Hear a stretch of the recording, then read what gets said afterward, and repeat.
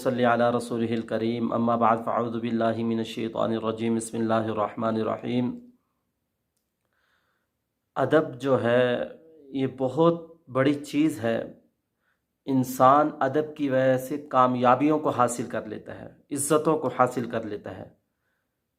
والدین کا ادب ہے، بڑے بھائی کا ادب ہے، ماں کا ادب ہے، خالہ کا ادب ہے، چاچے کا ادب ہے، ہمسائے کا ادب ہے، رشتہ داروں کا ادب ہے۔ جو طالب علم ہے اس کے لیے کامیابی کی پہلی جو سیڑھی ہے وہ استاد کا ادب ہے۔ استاد کے سامنے اونچی آواز سے بولے نہ، استاد کے بیٹھنے سے پہلے بیٹھے نہ، استاد کے کھڑا ہونے سے پہلے کھڑا نہ ہو، استاد کے آگے نہ چلے، استاد کے پیچھے چلے، استاد کے مزاج کو پہچانے، استاد کی طبیعت کو پہچانے، استاد کے سامنے اونچی آواز سے نہ بولے، کیونکہ اس سے علم حاصل کر رہا ہے۔ اس کا جتنا ادب کرے گا اتنا کامیابیوں کو حاصل کرے گا۔ کہتے ہیں بے ادب کبھی کامیاب نہیں ہوتا اور با ادب ناکام نہیں ہوتا۔